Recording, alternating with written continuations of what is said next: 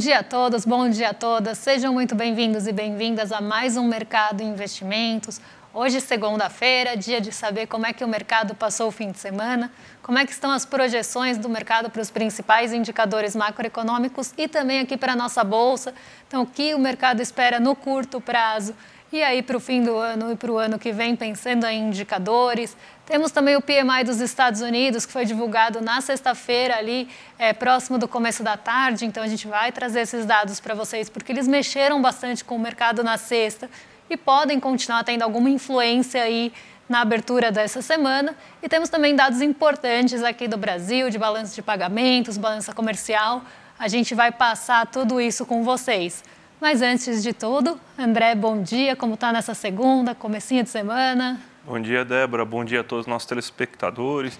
Segunda-feira, dia de saber se o mercado teve um bom fim de semana ou não. O meu foi ótimo, diga-se de passagem. Também temos dados dos Estados Unidos, o PMI saiu, né? Isso aí mexeu com as bolsas aí em boa parte do mundo. A gente também tem dados de balança, aqui balança de pagamentos, também da balança comercial. Vamos ver como que o Brasil se portou aí nesse mês de novembro, nesse mês de outubro também, no caso da balança de pagamentos. Vamos ver também o caso da OPEP, também, que pretende cortar aí alguns milhões de barris de petróleo aí de produção por dia. Mas, antes de tudo, Débora, vamos começar pela agenda do dia. Então, vamos colocar aqui na tela já a agenda para você passar aí, para saber o que esperar e o que vamos projetar já durante esse dia, Débora. Hoje é um dia aí de indicadores importantes, então a gente tem o relatório Focus, que é justamente o relatório publicado aí pelo Banco Central que mostra as expectativas do mercado. A gente vai falar do Focus na sequência, mas a gente teve o IPCS ali das capitais de novembro sendo divulgados às 8 horas da manhã. Temos aí dados, como falamos, em relação ao setor externo, então dados importantes aqui no Brasil. Lá fora, como vocês podem ver a partir das 11 horas, a gente começa a ter novamente dirigentes do Banco Central Europeu falando durante o dia. Então, a gente tem a presidente do Banco Central Europeu, Christine Lagarde, falando aí na abertura do evento em Paris, mas ao longo do dia também outros dirigentes falam em alguns outros eventos, como no Emirados Árabes Unidos, e outros aí dirigentes vão falar ao longo do dia, então deve ser um dia importante aí para ficar no radar. Essas falas devem ficar no radar, principalmente ali para ver movimentação do Stoxx 600 e outros índices europeus. Nos Estados Unidos, ao meio-dia, saem as encomendas à indústria, então esse dado deve ser também bem aguardado e deve ser bem ali acompanhado, até porque a gente teve o PMI industrial sendo divulgado na sexta e ele ficou ali bem morno. A gente vai falar disso daqui a pouco. Podem seguir aí a agenda, ótimo. Às 2 horas, o presidente do Banco Central, Roberto Campos Neto, fala aqui no Brasil e depois palestra num seminário. E no fim do dia aqui, já dados importantes da Ásia vão ser divulgados. Então, 8 horas sai o PIB da Coreia do Sul, então aqui a leitura final do terceiro trimestre. E depois a gente tem aí dados importantes do PMI composto e de serviços no caso da China. Então, a gente vai ver como é que está aí o termômetro da atividade econômica, pensando no setor de serviços chinês. E no composto, que é aquela mescla entre os serviços e também aí o PMI industrial. E no Japão, no caso do Japão, sai o PMI composto, industrial e de serviços de novembro. Então, dados importantes da Ásia que devem dar um direcionamento aí para o mercado na abertura de amanhã. Além disso, a gente tem aí o presidente Lula faz visita ao país na Alemanha, então vai com a comitiva para a Alemanha e faz uma visita ao país. E a FenaBrave vai mostrar ali dados em relação a veículos, vendas de veículos e emplacamentos aí do mês de novembro. Então essa é a nossa agenda aí completa. Alguns dados a gente vai trazer aí para vocês para comentar com um pouquinho mais de detalhes. Ótimo, Débora. Então, vamos agora começar a falar um pouco do mundo, porque você tem, então, a divulgação aí, divulgação de índices importantes. A gente tem aqui justamente a nossa notícia aqui no site, que sempre tem aí para vocês saberem como que vai funcionar direitinho o dia, o que vocês podem esperar aí durante o dia. Vai ter todo o caso, a repercussão da questão da Ásia, vai ter o caso aí da repercussão aí do próprio PMI, que a gente já vai falar aí daqui a pouquinho para vocês. Então aí, ó, a notícia sempre bem completinha que a gente possui aqui para vocês aqui. Então esse aí é o nosso termômetro mesmo assim, o nosso balizador aí durante o dia, tá certo? Então, Débora, a gente tem então a divulgação do PMI hoje, né? O PMI ele veio dentro do esperado, inclusive, né? Então, o que a gente pode falar aí sobre o PMI, Débora? Esse dado aí é do PMI dos Estados Unidos, né? Ele foi divulgado na sexta-feira à tarde e foi um dado bem importante para o movimento de alta que a gente viu acontecer na sexta-feira. Por quê?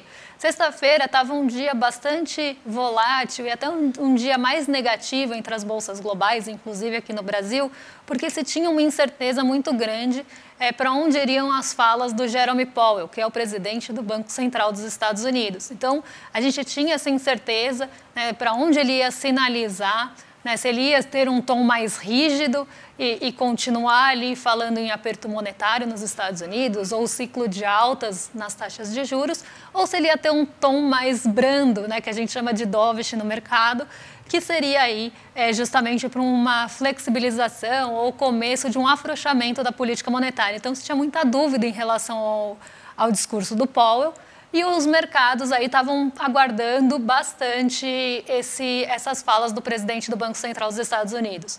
Outro dado que era muito aguardado era justamente o índice de atividades dos gerentes de compra industrial dos Estados Unidos, para ver, né, como é que estão por lá, né, as atividades econômicas e a atividade econômica industrial, como é que está o ritmo e se está acelerando ou não, porque isso também poderia trazer um mau humor para o mercado se a gente tivesse aí aceleração e continuidade, vamos pensar assim, da aceleração vista no mês passado. O que aconteceu? Primeiro saiu o PMI, então a gente teve essa divulgação ali no comecinho da tarde da sexta-feira. E o que o PMI indicou aqui para a gente lá nos Estados Unidos? A projeção era que tivesse queda no PMI e já no terreno de contração. Então, lembrando aqui, que a gente sempre fala, patamar de 50 é o que limita ali se aquela atividade está contraindo ou expandindo. No caso dos Estados Unidos, em outubro, a atividade econômica industrial lá estava expandindo, mas ainda num ritmo ali muito perto do patamar de 50. Então, a gente tinha ali praticamente uma estabilidade, vamos pensar assim, nem contração, nem expansão muito forte ali, bem no limite, que poderia aí ter uma contração, uma expansão. O que poderia trazer ali um dado que pode aumentar ou que poderia aumentar a aversão ao risco, se ele viesse acima de 50 em novembro, mas não foi o que aconteceu. A projeção era de 49,4, o dado ficou em 49,4, então bem dentro da projeção do mercado. E aí isso mostra para a gente que a gente tem um PMI aí no terreno de contração. Então, a indústria voltou a contrair nos Estados Unidos, o que mostra e reforçou para a gente que as taxas de juros lá podem já estar bem restritivas e que não vai precisar aumentar mais. E também reforçou aquela ideia do corte vir mais cedo, ali entre março e maio. Tá, então, essa é a projeção aí do PMI, o termômetro da atividade industrial. Mais tarde, o Powell falou. Então, a gente estava nessa ansiedade pelas falas do Jerome Powell, e ele sinalizou justamente a mesma coisa, que as taxas já estão restritivas, mas que a meta continua sendo perseguida e que ele vai analisar ali cenário muito parecido com o que ele falou anteriormente, mas que o ciclo de altas ali pode estar perto do fim, né? Então, a gente pode ter aí, depois dessas altas, principalmente das treasuries que a gente teve durante esse ano e o ano passado, a gente pode aí ter um sinal de que o ciclo chegou no seu pico, então não vai ter mais altas de juros e que agora eles vão monitorar para ver os cortes e que o Fed deve agir com mais cautela, inclusive. Então, isso favoreceu o apetite pelo risco, as bolsas subiram em reação ao que o Powell falou e a gente tem o PMI justamente reforçando isso. Então, um dia aí mais brando para juros nos Estados Unidos e também um PMI aí bem dentro do esperado. Ótimo, Débora.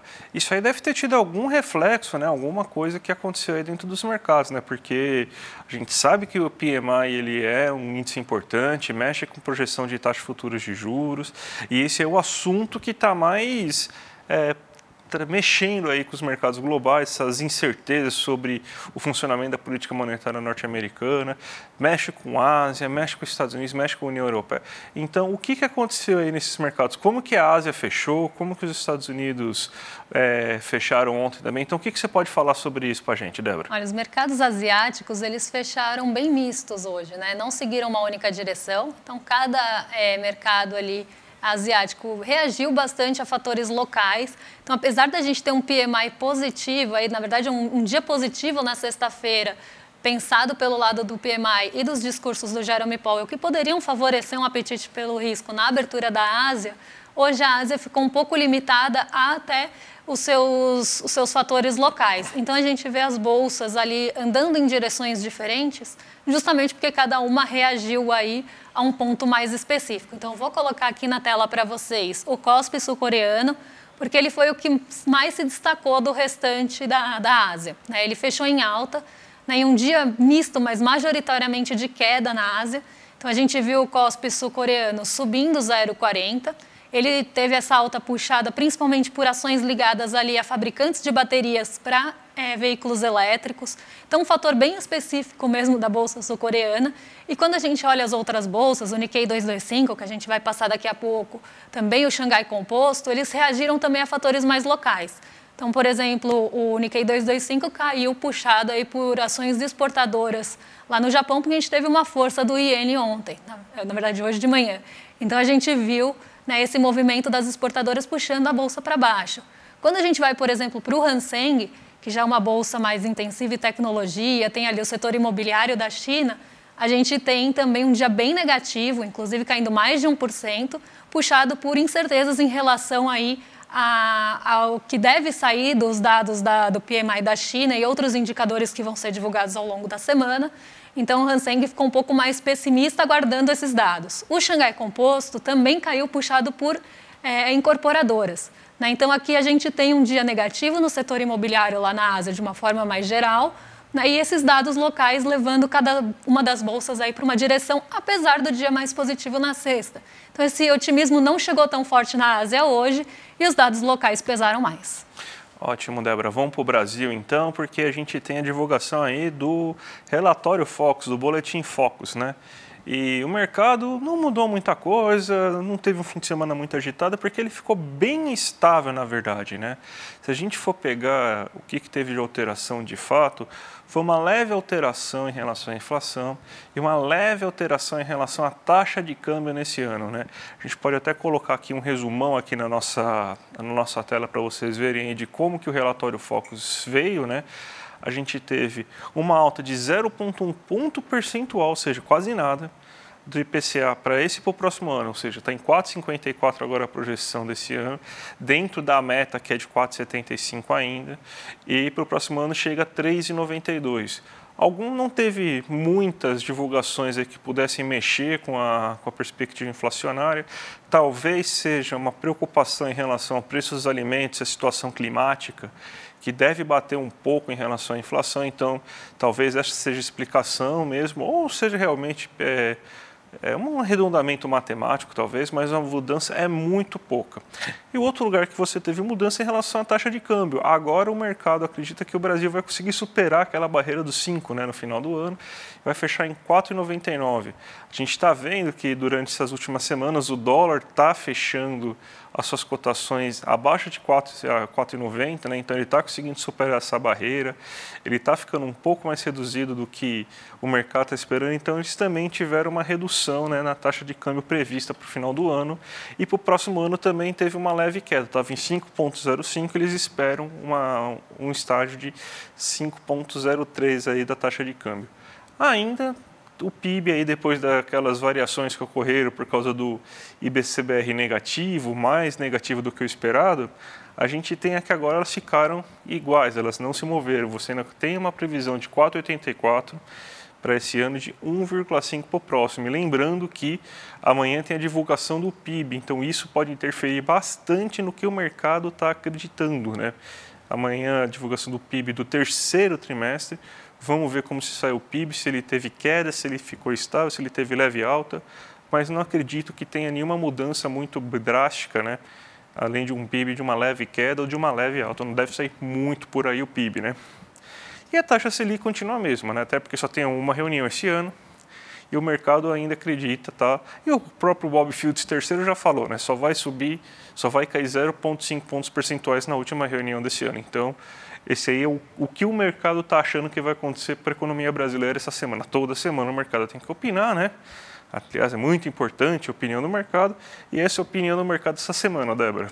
E a gente tem a opinião do mercado também em relação à Bolsa, né? A Bolsa que vem numa sequência de altas bem forte aí, né? A melhor vista desde abril a junho, né? Que foi a última sequência que a gente teve bem positiva aqui no Brasil.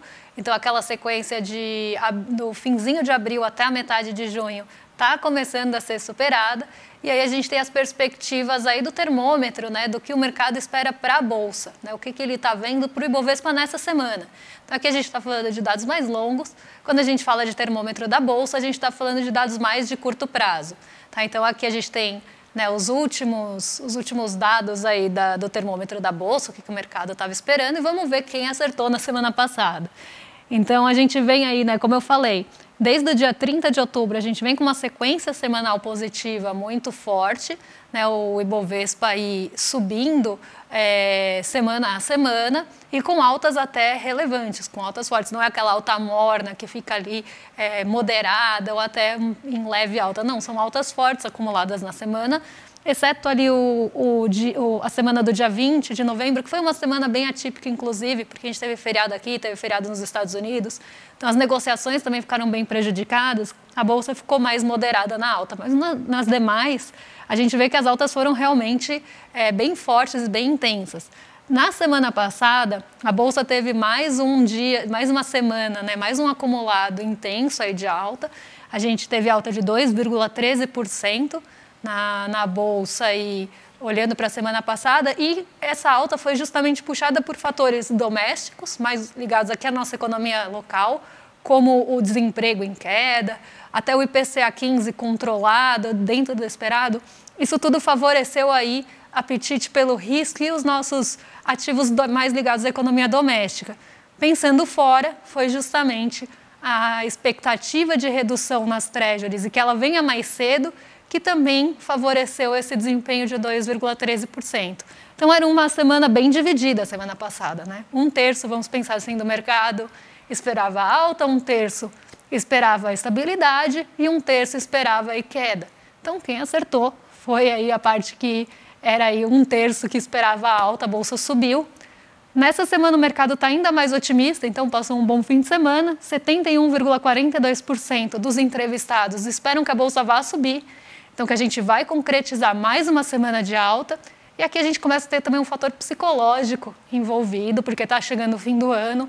A gente vai começar a ter, aí no final do ano, poucas sessões remanescentes. E o mercado tende a entrar um pouco mais forte na Bolsa, né? O que a gente chama de rally do fim do ano.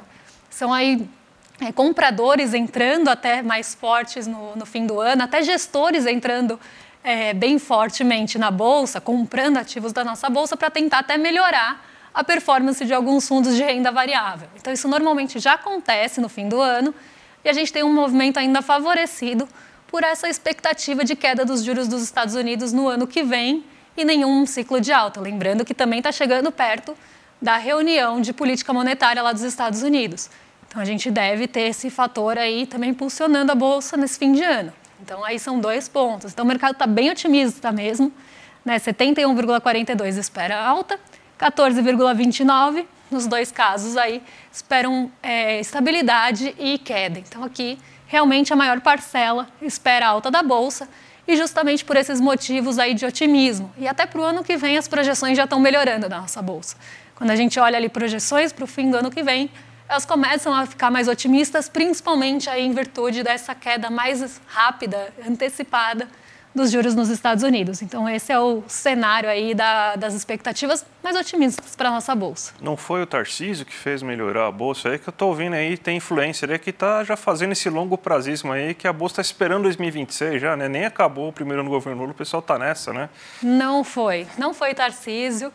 Esse influenciador está falando nada com nada, né? Justamente, se a gente fosse até falar, vamos pensar num fator externo, que não seja ligado aqui ao nosso cenário doméstico. Então, não vamos nem pensar no desemprego, nem na inflação mais contida, nem na queda dos juros aqui no Brasil. Vamos pensar num fator externo, seria juros nos Estados Unidos. Então, longe de ser 2026 que está puxando a alta para cima ou que está aí trazendo otimismo para a Bolsa. É justamente fatores locais mais positivos, impulsionando aí nosso cenário doméstico e melhores previsões aí para a nossa economia. Então, isso tem favorecido, inclusive, ali até ativos mais cíclicos e pensando fora aí justamente a queda dos juros nos Estados Unidos. Nada a ver com o Tarcísio marretando nada. Vamos então falar agora das balanças que foram divulgadas aí nessa sexta e hoje também, né? Que a gente teve primeiro a balança de pagamentos aí sendo divulgada, né? A gente teve uma melhora no déficit de transações correntes e uma piora na conta de capitais, né? Então, geralmente, quando uma melhora, a outra acaba tendo alguma outra dificuldade, né? Se a gente for pensar o seguinte, vamos primeiro falar da conta de capitais, que é a mais importante, né? Que é aquela que está falando do investimento direto no Brasil, né? A gente vê, assim, essas aí são as contas de outubro, né? E a gente está vendo aí que pelo menos no mês de outubro foi um mês mais complicado. Não estamos falando de novembro. Novembro a gente teve um bom mês na Bolsa de Valores, né?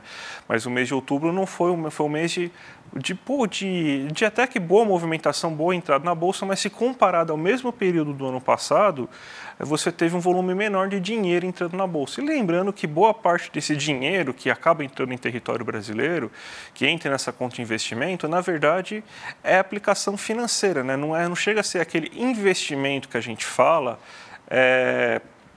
que é a construção de uma fábrica, a famosa investimento Greenland, né, que você pega do zero alguma coisa, constrói uma fábrica, alguma coisa assim, né? Esse investimento ele é mais especulativo, inclusive. Eu não sei se a gente tem aqui o gráfico, se tiver o gráfico ele vai aparecer aqui daqui a pouco para a gente falar um pouco sobre isso, né? Tá aqui.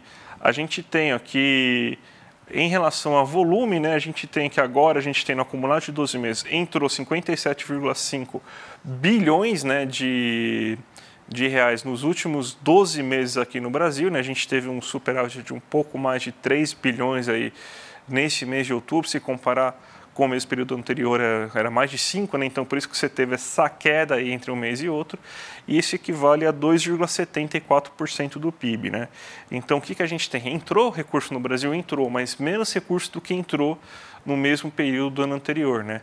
A gente tem que lembrar que outubro, né, também foi um mês bem especulativo, né, na Bolsa de Valores.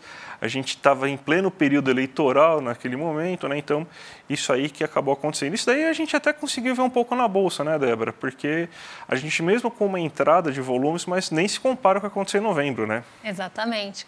Agora em novembro a gente deve ter inclusive uma entrada muito maior, né, quando a gente olha aí saldos líquidos só de Bolsa, foi realmente uma entrada bastante importante, isso deve refletir, sim, no próximo dado. Então, vamos aí analisar para trazer para vocês assim que tivermos essa atualização dessa entrada de capitais. Mas, como o André falou, a gente está falando de uma entrada realmente especulativa, né, que não tem nenhum compromisso em ficar aqui. Se a gente vê qualquer movimento de alta nos juros dos Estados Unidos, por exemplo, esse recurso não vai pensar duas vezes em sair para lá, ou qualquer outra movimentação em outro país emergente, por exemplo, o recurso também pode buscar um ganho, se vislumbrar um ganho maior. Então, não tem nenhum compromisso aqui com o nosso país.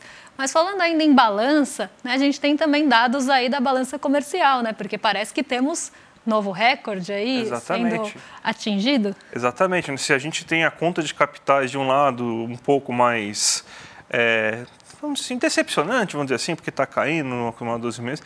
A conta de cima, que é a conta do mundo real, que é a conta de balanço comercial, né? Tanto que a gente teve aumento, né, queda do déficit da conta de transações correntes, justamente porque a gente tem uma balança comercial que está com recordes atrás de recordes, né? A gente tem um superávit de 8,7 bilhões, é o recorde para o mês de novembro, então nunca entrou tanto dinheiro assim na economia brasileira, né? Nunca teve um saldo tão positivo em relação entre exportações e importações em novembro do que a gente teve agora nesse mês. A gente vai mostrar então como que está o acumulado no ano para vocês. A gente tinha uma previsão, né?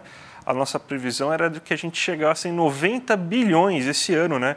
O que já seria um dos saldos mais expressivos da história aí da balança comercial brasileira. E a gente já chegou em 89,2 bilhões só em novembro.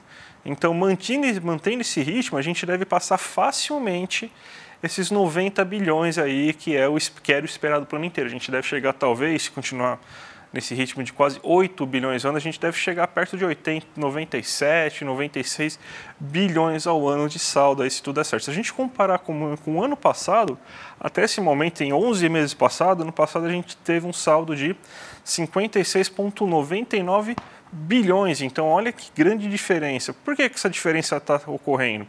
A gente está exportando mais, exportamos 310 bilhões até esse momento, enquanto a gente tinha exportado 307 bilhões até o mesmo período do ano passado, e estamos importando menos. A gente só importou 221 bilhões, enquanto no ano passado a gente importou 250 bilhões. Então, isso melhora consideravelmente o nosso saldo. Então, esse daí deve ser um dos fatores que vai impulsionar o PIB pela ótica do consumo, né?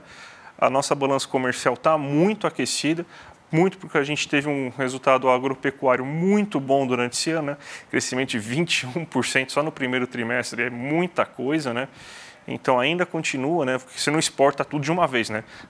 Produziu lá os 21% a mais, a gente coloca tudo no navio e exporta. Não, isso aí vai durante o ano, até porque são grãos, né? Então isso aí vai sendo exportado até esse momento. Então é isso que explica esse bom resultado da balança comercial, Débora.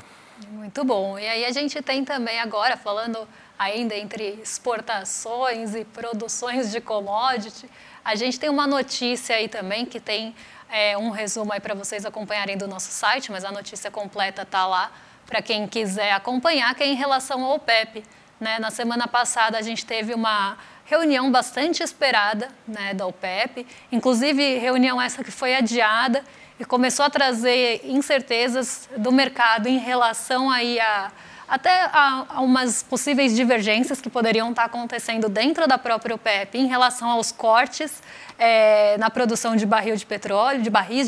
Então, o mercado estava vendo de fora que podia ter ali divergência entre os países exportadores de petróleo em relação a esses cortes. Então, por exemplo, a Arábia Saudita era um país que estava já querendo sinalizar esses cortes, mas a gente não sabia se tinha uma unidade ali em relação a esses cortes, e isso que trouxe o petróleo bem para baixo aí durante a semana que a gente teve o adiamento dessa reunião. Então, essa reunião aconteceu no fim da semana passada, e aí a gente teve o anúncio final aí de que os cortes vão acontecer. Então, a OPEP vai diminuir a sua produção de petróleo e vai reduzir aí para 2 milhões de barris por dia. Então, a gente teve uma redução de praticamente 2% da produção mundial, global de petróleo, já anunciada. Mas se a gente pensar, né, ali até racionalmente, ou pensar de uma forma mais simples, esse anúncio de corte deveria ter feito o petróleo subir na sexta-feira e continuar fazendo ele subir hoje. Não foi o que aconteceu. A gente teve queda na sexta-feira e teve queda ainda hoje, ainda está em queda, vocês vão ver aí quando a gente passar pelo giro de mercado. Então, por que isso está acontecendo? O mercado ainda está vendo uma falta de unidade dentro do OPEP, então essa falta de unidade está sinalizando que talvez eles não consigam aí manipular o preço da commodity tão facilmente se não tiverem ali essa unidade, se tiverem divergência em relação aos cortes. Então, por isso, o mercado não viu esse corte aí como um fator que pode subir o preço do petróleo, principalmente se não tiver essa unidade. E aí a gente vai ver que isso está ainda repercutindo nessa manhã. Vamos então ver a abertura. Já começa falando então no petróleo. Débora, aí, coloca a tela da Débora aí na tela aí, que ó, a gente está tendo uma queda considerável do petróleo depois dessa notícia, né? Pois é, desde sexta-feira. Sexta-feira ele caiu bastante também. Os preços, num geral, do petróleo caíram na sexta e agora ele cai mais de 1%. Está oscilando aí 0,99%, mas é um dia bem negativo aí para o preço do petróleo. Isso pode interferir ali nas nossas empresas ligadas ao petróleo. Foi o caso da Petrobras na sexta. Isso pode continuar aí se repetindo hoje. Mas quando a gente olha nosso Ibovespa caindo 0,45%, isso vem muito aí por conta de realização de ganhos. Então, a gente tem muitas semanas de alta, uma alta expressiva na sexta, e a gente começa a ter essa realização de ganhos. A gente vê também o dólar subindo hoje até para 4,91, mas o dólar está oscilando, está orbitando esses 4,90 faz tempo. Quando ele cai ali, ele chega num piso de 4,86, ele volta a subir. Quando ele passa muito de 4,90, ele volta a cair. Ele está nessa banda de oscilação. Mas essa alta aí para 4,91, de 0,65, que está fazendo a Bolsa ter o movimento que está tendo hoje. Então, quando a gente olha as maiores quedas da nossa Bolsa, a gente vê Azul, CVC e Gol entre as maiores quedas. Justamente porque a gente tem um dólar mais alto, então a gente vai ter ali uma demanda reduzida por ativos de turismo ou passagens aéreas. Então, por isso que a gente tem essa queda em bloco aí de turismo e passagens aéreas hoje, mas nós temos também aí dificuldades. A gente teve até uma mudança na recomendação da Gol recentemente, que ela pode ali ter alguns desafios pela frente para conseguir crescer. Então, também é um fator que pode fazer uma ali puxar outra para baixo. Quando a gente olha maiores altas, Embraer, por exemplo, já está nas maiores altas há alguns dias por conta de novos pedidos de jatos. Então, esse é o nosso Ibovespa hoje, mas dando continuidade aqui aos mercados. Como eu falei, Nikkei 225 e Xangai Composto caíram hoje, cada um por seu motivo mais específico. A gente vê o dólar se fortalecendo não só aqui no Brasil, por conta de queda na Bolsa, mas também frente a seus pares. Então, a gente viu aí, continua vendo um dólar fortalecido, mesmo com a sinalização ali do Jerome Powell e de outros até dados reforçando ali um dólar mais fraco. Se a gente fosse pensar numa queda de treasuries, então a gente vê um movimento até um pouco esperado, vamos pensar assim, para o dólar, porque a gente tem o rendimento das treasuries caindo e mesmo assim um dólar fortalecido. Isso porque a gente tem uma série de dados que vão ser divulgados e o mercado já começa a se posicionar também para isso. O S&P 500 continua em queda, na verdade abriu em queda e continua intensificando essa queda, também aí muito por realização de ganhos. A gente teve um S&P bastante em alta na semana passada. Então esse é o giro aí pela manhã. Qualquer mudança aí de direção ou que a gente tenha um fato muito relevante acontecendo durante a tarde, a gente traz amanhã para vocês. Ótimo, vamos para os nossos recados aí, que a gente já está finalizando, né? Mas lembrando, dia 17 aí, às 8 horas da noite, um domingo, a aula aí com o nosso super poeta das ruas, filósofo e poeta das ruas, Eduardo Marinho. Ele era filho de militar, ele estava cursando Direito, chegou a ser concursado para um cargo em um banco, largou tudo aí para conseguir fazer uma experiência maravilhosa. Ele queria entender como que as pessoas de rua moravam, como que elas pensavam, e também ter ótimas reflexões de vida. Ele, a partir daí, foi morar nas ruas, largando tudo, e com isso ele conseguiu aí melhorar e expandir seu horizonte. Então, dia 17 ele vai contar tudo aí sobre essa experiência que ele tem, junto com o Eduardo Moreira, então vai ser imperdível. Já clica no link que está aqui embaixo, icl.com.br/mercado, aí você vai se inscrever, aí o sininho do YouTube já vai te avisar, então você não pode perder essa experiência, tá? Deixa inscrito lá, para você não perder no dia essa experiência.